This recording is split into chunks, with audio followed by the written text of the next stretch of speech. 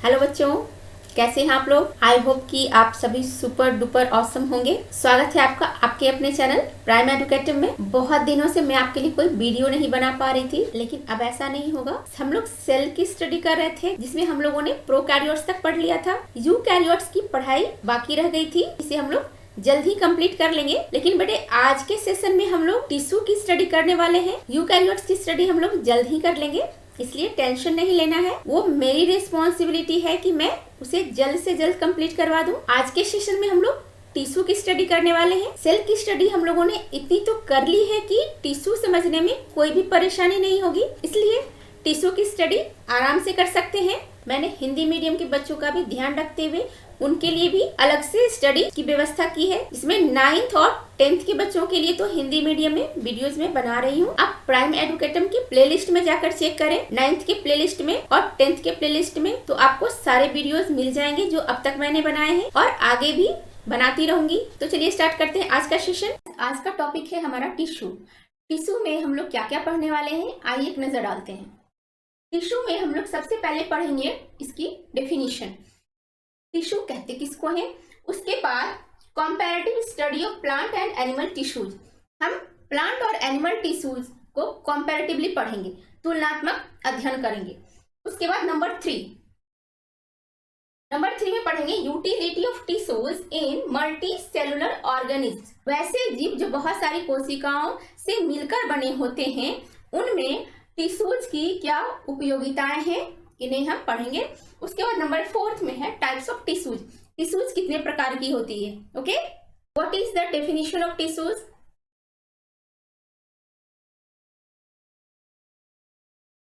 Definition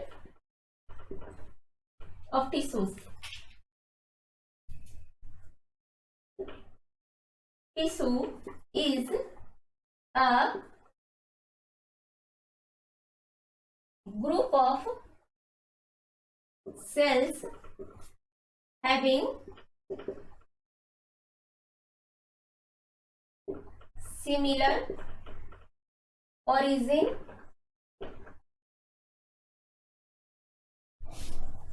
structure and function।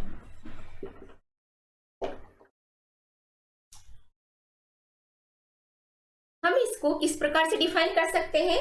Tissue is a group of sales having similar origin, structure and function. यानी हम कह सकते हैं कि कोशिकाओं का ऐसा समूह जिनकी उत्पत्ति, संरचना एवं कार्य एक समान हो, उन्हें टिश्यू कहेंगे, ठीक है। Point number 2, comparative study of plant and animal tissues. हम प्लांट और एनिमल टिश्यूज की तुलनात्मक अध्ययन करेंगे। प्लांट टिश्यूज, सबसे पहले प्लांट टिश्यूज को देख लेते हैं। प्लांट्स आर स्टेशनरी और fixed, they don't move. Plant कैसे होते हैं, वह बिल्कुल स्टेशनरी और फिक्स होते हैं, वह एक जगह पर स्थिर होते हैं, वह एक जगह से दूसरी जगह नहीं जाते, है ना। Since they have to be upright, they have a large quantity of supportive tissues. वह क्या करते हैं, बिल्कुल एक जगह सीधी तरह से खड़े होते हैं और उनमें सहारा प्रदान करने वाले टिश्यूज बहुत सारे होते हैं। प्लांट में ज्यादातर टिश्यूज सहारा प्रदान करने वाले होते हैं और ये टिश्यूज, ये जो सहारा प्रदान करने वाले टिश्यूज होते हैं, वह ज्यादातर मृत होते हैं। वहीं दूसरी ओर एनिमल्स टिश्यूज में, animals on the other hand move around in search of food, mates and shelter. Animals कैसे होते हैं, वह गतिशील प्राणी होते हैं, है ना। एनिमल्स जो हैं वो गतिशील होते हैं, उनमें स्थान परिवर्तन होता है। वह किस लिए स्थान परिवर्तन करते हैं, भोजन, साथी और आवास की तलाश में, ठीक है। They consume more energy as compare to plants. Plants जो है वो फिक्स होते हैं, वह एक जगह से दूसरी जगह नहीं जाते, जिस कारण उनमें ऊर्जा की आवश्यकता कम होती है। लेकिन एनिमल्स जो है वह एक जगह से दूसरी जगह गति करते हैं, जिसके कारण उनमें ऊर्जा की आवश्यकता अधिक होती है। Most of the tissues they contain are living. Animals में जो टिश्यूज पाए जाते हैं वो अधिकतर कैसे होते हैं, लिविंग होते हैं, जीवित होते हैं। वही हमने देखा कि प्लांट्स में जो होते हैं, वही हमने प्लांट्स में क्या देखा था कि डेड सेल्स होते हैं। ठीक है, हम दूसरा नंबर पॉइंट्स देखते हैं। The growth in plants is limited to certain regions. There are some tissues in plants that divide throughout their life. पौधों में जो वृद्धि होती है वह कुछ सीमित क्षेत्रों तक ही होती है। पौधों में कुछ टिश्यूज ऐसे होते हैं जो जीवन भर डिवाइड करते रहते हैं। वहीं दूसरी तरफ एनिमल टिश्यूज में देखें तो ऐसा बिल्कुल नहीं है। The growth in animals is not limited to certain reasons. Not limited to certain reasons. Just opposite है यहाँ पर। पौधों में वृद्धि कुछ सीमित क्षेत्रों में ही होती है, लेकिन ऐसा एनिमल्स में बिल्कुल नहीं है। Cell growth in animals is more uniform. Animals में क्या होता है कि सेल की जो ग्रोथ होती है वो बिल्कुल एक समान होती है। Point number C, based on the dividing capacity of the tissues, various plant tissues can be classified as growing or meristematic, growing or meristematic and permanent tissues. पौधों में विभाजन क्षमता के आधार पर ही ऊतकों का वर्गीकरण किया जाता है, जिसमें से कि growing or meristematic tissues and permanent tissues, ये दो प्रकार के टिश्यूज पौधों में पाए जाते हैं। मेरिस्टेमेटिक टिश्यूज और ग्रोइंग टिश्यूज वो होते हैं में विभाजन की क्षमता होती है, एंड परमानेंट टिश्यूज वो होते हैं जिनमें विभाजन की क्षमता नहीं होती है। मेरिस्टेमेटिक टिश्यूज ही अल्टीमेटली परमानेंट टिश्यूज में कन्वर्ट हो जाते हैं। वहीं दूसरी ओर हम एनिमल सेल्स में देखते हैं, due to uniform cell growth in animals, cell की ग्रोथ कैसी होती है, यूनिफॉर्म। एनिमल्स में हम जानते हैं कि सेल में जो ग्रोथ होती है वह बिल्कुल एक समान होती है, जिसके कारण there is no such demarcation of dividing and non-dividing regions in animals. जैसा कि हम जानते हैं कि जंतुओं में सेल्स की जो वृद्धि होती है वह एक समान होती है, जिसके कारण विभाज्य एवं अविभाज्य क्षेत्रों का विभाजन इसमें नहीं होता है। जैसा कि हमने प्लांट्स में देखा, ग्रोइंग और मेरिस्टेमेटिक टिश्यूज और परमानेंट टिश्यूज, ये दो वर्गों में वर्गीकरण किया गया। मेरिस्टेमेटिक टिश्यू में विभाजन की क्षमता होती है और परमानेंट टिश्यू में विभाजन की क्षमता नहीं होती है, लेकिन इस प्रकार की कोई बात एनिमल सेल्स में देखने को नहीं मिलती है। Point number D, the structural organization of organs and organ systems is less specialized in complex plants. संरचनात्मक संगठन के आधार पर कॉम्प्लेक्स प्लांट्स के ऑर्गन्स एंड ऑर्गन सिस्टम जो होते हैं वह लेस स्पेशलाइज्ड होते हैं, यानी कम विशिष्ट होते हैं। वहीं दूसरी ओर एनिमल टिश्यूज में the structural organization of organs and organ systems is far more specialized and localized in complex animals. वहीं दूसरी ओर हम एनिमल टिश्यूज में क्या देखते हैं कि संरचनात्मक संगठन के आधार पर कॉम्प्लेक्स एनिमल्स में उनके जो ऑर्गन्स एंड ऑर्गन सिस्टम होते हैं वह पौधों की तुलना में मोर स्पेशलाइज्ड एंड लोकलाइज्ड होते हैं, यानी अति विशिष्ट एवं सीमित होते हैं। इसके साथ ही हमारा comparative study of plants and animal tissues समाप्त होता है। Point number 3 is utility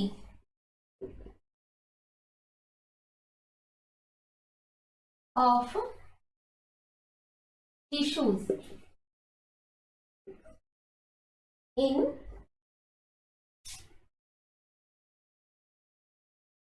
multicellular organisms।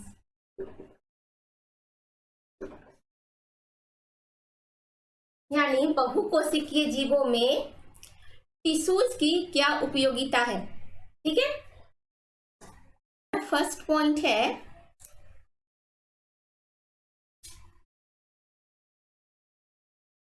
causes division of labor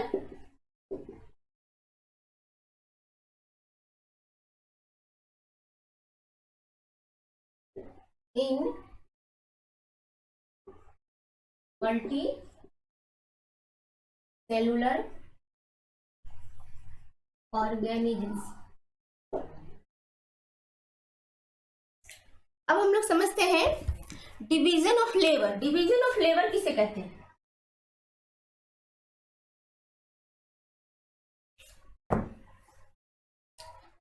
division of labour किसे कहते हैं?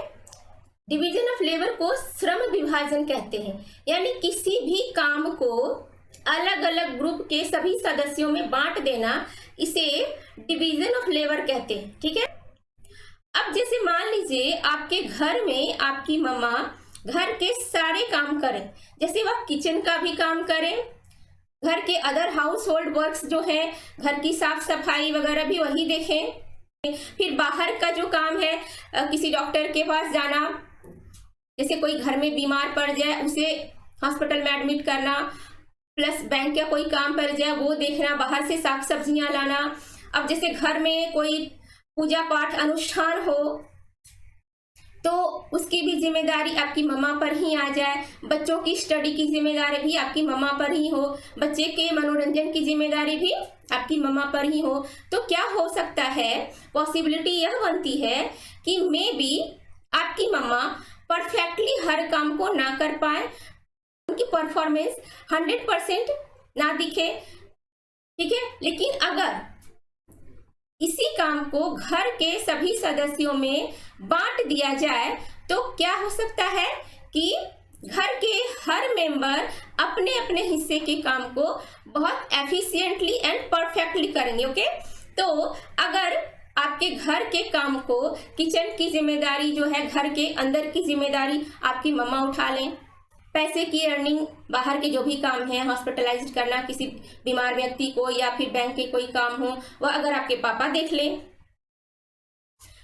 बच्चों के मनोरंजन का काम वह अगर आपके दादाजी देख लें, और बच्चों की जो स्टडी है वह अगर बच्चे के अंकल बुआ वगैरह कोई है घर में अगर वो देख लें, और घर में जो पूजा पाठ यज्ञ अनुष्ठान की बात होती है वह अगर उसकी जिम्मेदारी घर की जो बुजुर्ग महिला हैं या बच्चे की दादी हैं वह अगर ले लें, तो इससे क्या होता है कि हर काम पूरे परफेक्शन के साथ होगी और घर के किसी भी व्यक्ति पर ज्यादा बोझ भी नहीं पड़ेगा।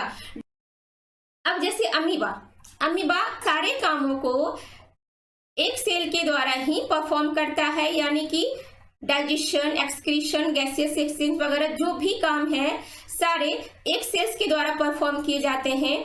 तो वहां पर क्या है कि कोई फैसिलिटी नहीं है, एक ही सेल है तो एक सेल को करना ही होता है। पर मल्टी सेलुलर ऑर्गेनिजम्स में क्या होता है कि बहुत सारे सेल्स हैं, तो डिवीजन ऑफ लेबर वहां पर काम आ जाता है। यानी कि जो मल्टी सेलुलर ऑर्गेनिजम्स हैं वहां पर श्रम का विभाजन कर दिया जाए तो हर काम परफेक्टली होता है। ठीक है, अब जैसे ब्लड क्या है? एक टिश्यू है, कनेक्टिव टिश्यू। तो यह क्या करता है? पूरे बॉडी में ट्रांसपोर्टेशन का काम करता है। किन चीजों का ट्रांसपोर्टेशन करता है? Food material, oxygen, excretory waste etcetera, यह सब ट्रांसपोर्ट कौन करता है? ब्लड। अब उसी तरह से मसल्स क्या करेंगे? कॉन्ट्रैक्शन एंड रिलैक्सेशन, ये काम मसल्स का है।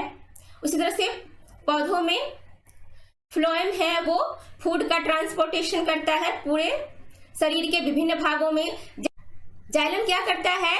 वाटर एंड मिनरल का एब्जॉर्प्शन करता है रूट के द्वारा एंड इसका ट्रांसपोर्टेशन करता है। इस प्रकार से हम देखते हैं डिवीजन ऑफ लेबर की वजह से मल्टी सेलुलर ऑर्गेनिज्म में किसी सिंगल इंडिविजुअल सेल पर वर्कलोड ज्यादा नहीं पड़ता। ठीक है,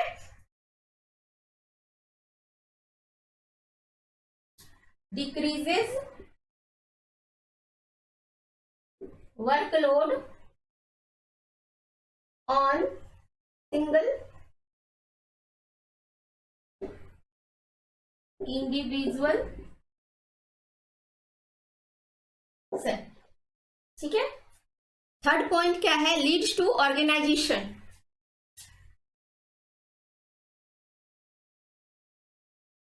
लीड्स टू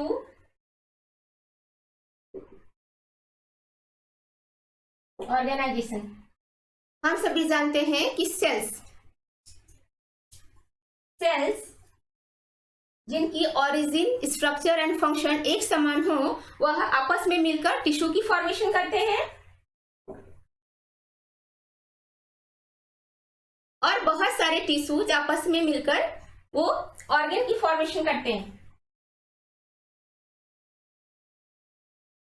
और बहुत सारे ऑर्गन मिलकर ऑर्गन सिस्टम का निर्माण करते हैं।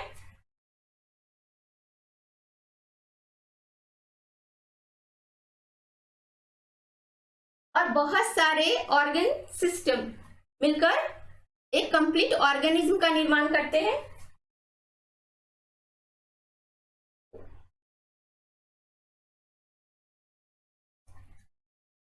इसे हम एक डायग्राम के माध्यम से समझते हैं। अब हम लोग पॉइंट नंबर 4 पर आते हैं। पॉइंट नंबर 4 है टाइप्स ऑफ टिश्यूज, यानी टिश्यूज कितने प्रकार के होते हैं? टिश्यूज 2 प्रकार के होते हैं, plant tissues and animal tissues. Plant tissues further 2 parts में डिवाइड होते हैं, meristematic tissues and permanent tissues. Meristematic tissues वो होते हैं जिनमें ग्रोथ की क्षमता होती है, मेरिस्टेमेटिक टिश्यूज वो होते हैं जिनमें विभाजन की क्षमता होती है, यानी जिनमें ग्रोथ होती है, इनमें ग्रोथ होती है। और परमानेंट टिश्यूज वो होते हैं जिनमें ग्रोथ नहीं होती है, यानी कि इनमें विभाजन की क्षमता नहीं होती है, इनकी ग्रोथ कंप्लीट हो जाती है, इसलिए इन्हें परमानेंट टिश्यूज कहते हैं।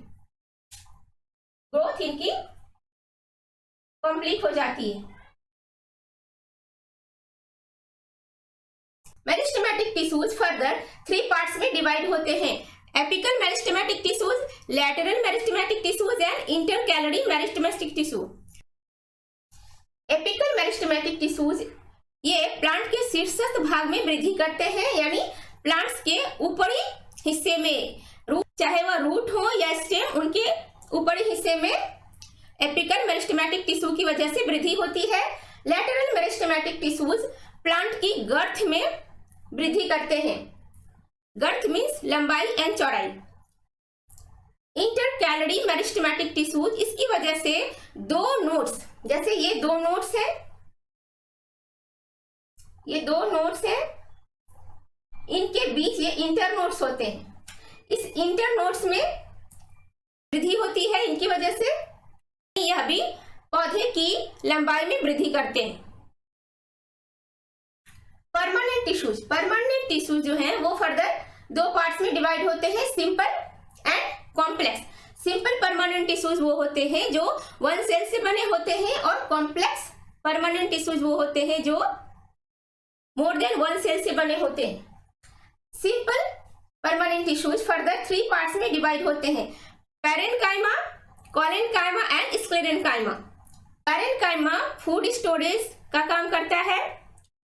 कोलेन्काइमा, इसकी वजह से पौधों में लचीलापन पाया जाता है, फ्लेक्सिबिलिटी, पौधों में जो फ्लेक्सिबिलिटी होती है वह इस कोलेन्काइमा की वजह से होती है। स्क्लेरेन्काइमा, यह पौधे में स्ट्रेंथ प्रोवाइड करता है। और complex permanent tissues xylem and phloem, xylem water and mineral का ट्रांसपोर्ट करता है, फ्लोएम फूड का ट्रांसपोर्टेशन करता है। ठीक है। और अब देखते हैं एनिमल टिश्यूज। एनिमल टिश्यूज 4 प्रकार के होते हैं, epithelial tissues, connective tissues, muscular tissues and nervous tissues. Plant tissues and animal tissues हम लोग बहुत डिटेल में पढ़ेंगे, अभी हमने ब्रीफ में स्टडी कर लिया। सेकेंड लेक्चर में हम लोग प्लांट टिश्यूज कंप्लीट करेंगे, हम लोग एनिमल टिश्यूज कंप्लीट करेंगे। ओके, तो बच्चों मिलते हैं नेक्स्ट वीडियो में, तब तक के लिए पढ़ो लिखो और लक्ष्य की प्राप्ति तक मत रुको। जय हिंद।